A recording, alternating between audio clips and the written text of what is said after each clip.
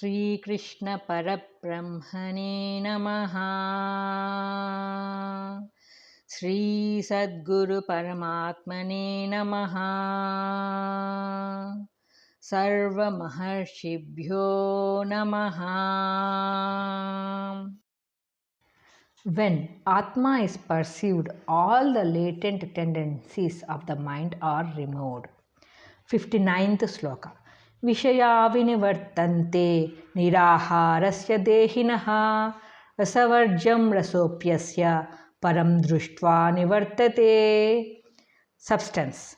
When a man rejects the sense objects by withdrawing the senses, he becomes free from the sense world only. The longing or taste for them still remains in the mind.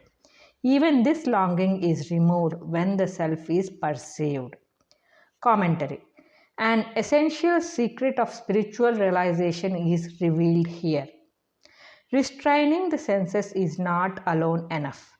Direct perception of the Supreme is necessary. No doubt by restraining the senses, the objective world is repelled. But the taste for man remains in the form of subtle tendencies, vasanas, and unless these vasanas are removed, steadiness of wisdom is not possible. Latent longing may rush forth when the restraint is relaxed. Even temporary causes like sickness and calamity may bring about a partial rejection of the sense world. But when these external causes pass away, the subtle vasanas break forth with all their original force. Hence, the Lord declares that only when the Supreme is perceived, these vasanas are finally destroyed. The destruction of the vasanas, the destruction of the mind, and the direct experience of the self takes place simultaneously.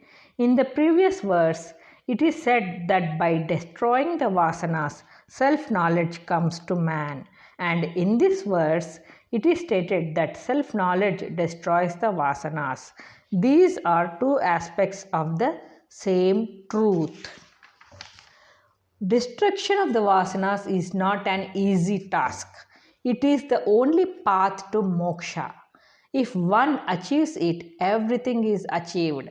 The innumerable experiences of the past births have taken root in the mind in the form of powerful tendencies, attitudes, and propensities. They work through the senses, and the senses function by contact with the world. The material world provides the wildest field of activity and the food for the senses. Through many births, the senses have been accustomed to browse at will on these delicious pasture lands of material pleasures. To deny them this form of food means to restrain the senses and prevent them from contacting the objective world. But this does not solve the problem. The taste for the objects would still be there in the mind. Whenever opportunity arises, the mental tendencies spring forth to grasp the illusory pleasures because the taste for them is not dead. So the attempt at first is to withdraw the senses from the sense objects, pratyahara, and next to destroy the taste for them concealed in the seed form in the mind. When the vasanas are destroyed, man attains freedom, and the objective world is then powerless to influence him. It is stated here that direct self-knowledge alone is capable of destroying the vasanas. One must understand clearly the reality of Atma and the illusory nature of the world. One must hear of Atma often and often.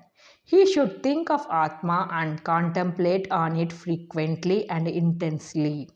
He should know for certain that the world before his eyes is a painful illusion, that it is full of sorrow and suffering, that there is no permanent joy anywhere else except in Atma, and that Atma alone is the all-pervading substratum of the entire universe. As one thinks and acts on these fundamental truths, his attachment and craving for sense pleasures becomes less and less, and as they become weaker and weaker, the bliss of self is experienced more and more, till finally the bliss and blessedness of the self swallows up the universe and converts it into its own element. Obstinate. Some interpret this as fasting. Here, what is meant is not the abstinence of food, but the rejection of all sense experiences. Question. Is this sufficient for the liberation to control the senses? Answer. No. The craving for them in the mind should be destroyed. Question. How is it done? Answer. By direct perception of Atma. If the senses are not controlled, they do harm and it is difficult to control them. 60th Sloka. Yatato hyapi kaunteya purushasya vipaschitaha indriyani pramadhini haranti prasabham manaha. Substance. O Arjuna, the turbulent senses carry away the mind, even of the learned man, though he is striving to control them. Commentary. Even the learned man, well versed in the Shastras and Vedic lore, is merely a plaything under the power of the mind and the senses. The mind does not easily turn inwards. It is pushed out, as it were, and through the senses attaches itself to the objective world. If this is so in the case of a learned man who has understood the truth intellectually, at least, what about the others? Similarly, the turbulent senses defeat and perplex the man who is trying his best to control them. The fate of the man who has not understood this principle can easily be imagined. The senses withdraw the mind and drive it on in different directions. He is restless and distracted. He becomes utterly the slave of uncontrollable senses. He who should have been the master is turned a slave. That is the unfortunate position in which many live and die. Even the Pandits, the learned exponents of religion and philosophy, are carried off by the power of the senses and the attractions of the sense world. In the heart of every human being, the struggle between the real and the unreal, between good and evil, is taking place to some extent.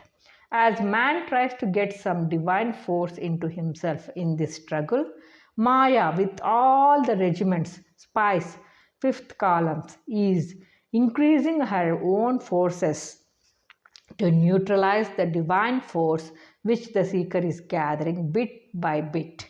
This verse describes an aspect of the struggle.